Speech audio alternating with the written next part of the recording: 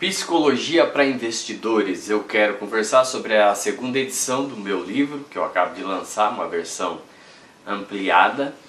Mas antes eu quero convidá-lo a se inscrever aqui no canal Psicologia para Investidores. E o foco do livro é basicamente ajudar as pessoas que querem iniciar na Bolsa ou que estão na Bolsa de Valores para que possam ter mais tranquilidade, menos ansiedade durante essa maratona de investimento que é bastante longa.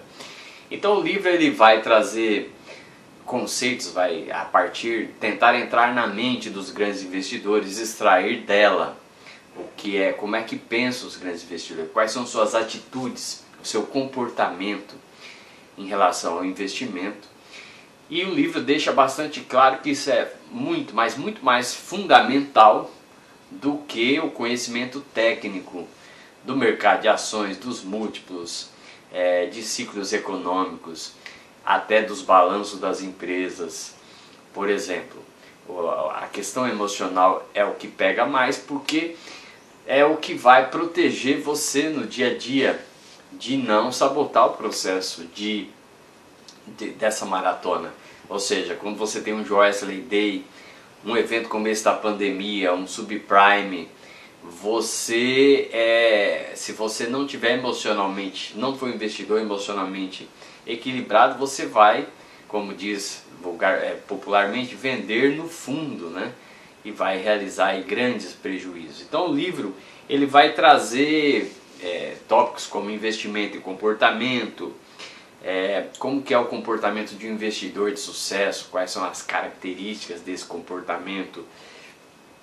Vai falar muito sobre a importância de você ter uma estratégia de investimento.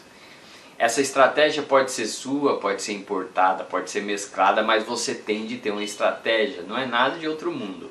É uma espécie de mapa que te deixe claro, diante de situações X, o que é que você vai fazer. Por quê? E você precisa ter a disciplina emocional para cumprir isso, porque isso vai proteger você de si mesmo, para não sabotar o processo.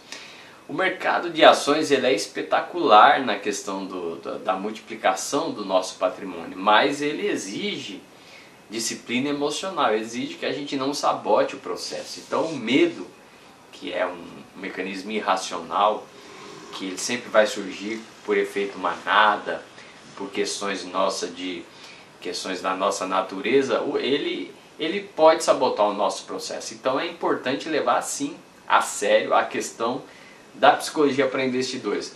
Quando, por exemplo, você ouve o Barsi falar que ele diversifica como consequência, diferentemente dos gestores e analistas que vivem pedindo para você pulverizar, não entrar grande, quando você ouve o Barsi dizer que ele pode ficar 1 ano ou 2, 3 comprando pedaços de uma empresa, se a situação dela for a melhor, se ela for a melhor oportunidade e não passa para outra, você só fará isso, e é isso que espetacularmente enriquece muito mais do que a diversificação pulverizada, que na realidade ela protege das perdas, mas ela torna o caminho mais longo, a diversificação pulverizada.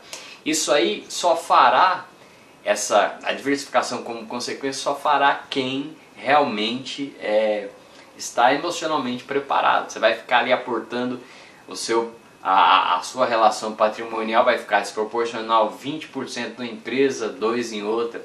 Você não vai estar preocupado, porque você está comprando a melhor oportunidade, e isso no médio e longo prazo faz uma diferença absurda.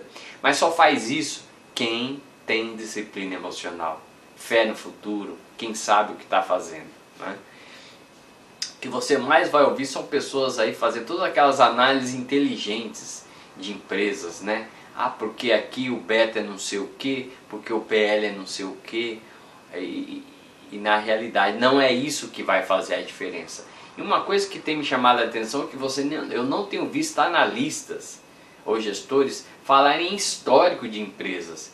E o histórico de empresas ele é fundamental, isso a gente aprende com Benjamin Graham. E as primeiras análises, a primeira pessoa com quem eu tive contato no mercado de ações foi o Baster. Ele fazia análise mostrando história de pelo menos 10 anos. Eu não tenho visto analistas fazer isso, é um absurdo. Se você não sabe o passado de um negócio, como que ele se comportou, como que você pode, pelo menos, tentar imaginar o futuro, né?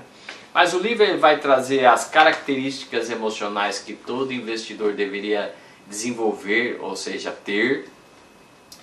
Ele vai falar sobre, ele vai trazer um tal do taoísmo, né? O Yang Yin, para fazer uma brincadeira com o tal do Warren Buffett, lá que a Mary Buffett escreveu com o David Clark. Ele traz um tal psicofilosófico, assim, com vários pontos, obviamente pontos não pontos consagrados ali no tal do Warren Buffett, mas pontos a partir de leituras que eu fiz daquilo que está circulando, eu fui transformando em aforismos assim básicos para poder extrair, obviamente, de livros. Por exemplo, o Jason Zweig, que é o comentarista, o editor e comentarista do Investidor Inteligente do Benjamin Graham, ele fala, por exemplo, que o investimento não é um que, é um quem, apontando, criticando ali essa história de ficar com muita interessado em conhecimento técnico do mercado ao invés de desenvolver uma personalidade de investidor, uma personalidade forte. Então não é um que, é um quem. Eu fui extraindo pedaços assim de livro, de falas. Obviamente que o tal do Warren Buffett também, a Mary Buffett extraiu, mas só as falas do Buffett, né? Nesse caso aqui eu extraí dos grandes mestres, o Parisotto, o Barsi, inclusive educadores emocionais, educadores do mercado como o Baster, por exemplo. Eu fui extraindo nesses portais de investimentos a partir de falas de gestores. Eu fui construindo uma série de apontamentos aqui que ajudam bastante, principalmente dos grandes, né? Então, por exemplo, o próprio Jason Zweig, ele fala que se você quer saber qual é o seu pior inimigo no investimento, então vá ao banheiro mais próximo e olhe no espelho, e lá você vai ver quem é o seu maior inimigo no investimento, né? Eu fui, por exemplo, fui extraindo pontos aqui a partir de observação, por exemplo, com relação às siderúrgicas, né? Muita gente teme investir em siderúrgicas. Eu digo, olha, o continente africano, a América do Sul, parte da Ásia precisam ser construídos, e não vão ser construídos com papelão, mas com aço, e os Estados Unidos e a Europa precisarão ser reformados, e isso vai ser feito com aço e não com papelão. E o que você precisa para investir em siderúrgicas é saber que elas são cíclicas. Quando o mercado contrai, obviamente que as empresas elas reduzem o seu investimento, elas deixam de comprar aço, e esse é um momento terrível para as empresas da siderurgia, porque elas estavam alavancadas, elas estavam com muitas plantas em atividade e fornos, e o que elas acabam tendo que fazer o papel reverso agora de diminuir. Aí vem aqueles impairments que acabam fazendo ajuste contábil de diminuição de patrimônio líquido, que vai diminuir um pouco o seu patrimônio, e depois elas comprimem para depois esticar no novo ciclo. Você tem que saber isso, procurar acompanhar. Se você fosse investir, como eu digo no livro, você precisa agir como um pequeno dono, né? Como se você fosse um dono de uma siderúrgica. Qual seria o seu comportamento ao longo de décadas? E aliás é isso que inclusive eu explico, todo o norte do meu curso Psicologia para Investidores no Mercado de Ações é estimular na mente da pessoa que ela precisa se ver como um pequeno dono e não como um investidor de código de ações, como um pequeno dono. Que o Buffett ele fala que ele compra um negócio, mesmo que ele compre um pedacinho, mas ele olha o negócio como se ele fosse o dono e não um código, né? Basicamente o livro ele vai trazer vários apontamentos aqui para ajudá-lo no aspecto emocional, que é fundamental na sua trajetória, né?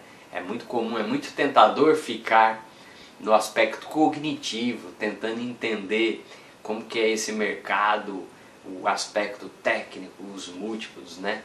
Dá uma falsa sensação de segurança, de controle, de que assim eu vou colocar o meu dinheiro e vai estar tudo ok. Não vai. O aspecto emocional é mais importante, e é importante você investir pensando como um pequeno dono. tá? O livro está disponível na Amazon e aí, se interessado, dá uma olhada na resenha, uma folheada nas primeiras páginas. Um grande abraço e inscreva-se no canal. Até a próxima!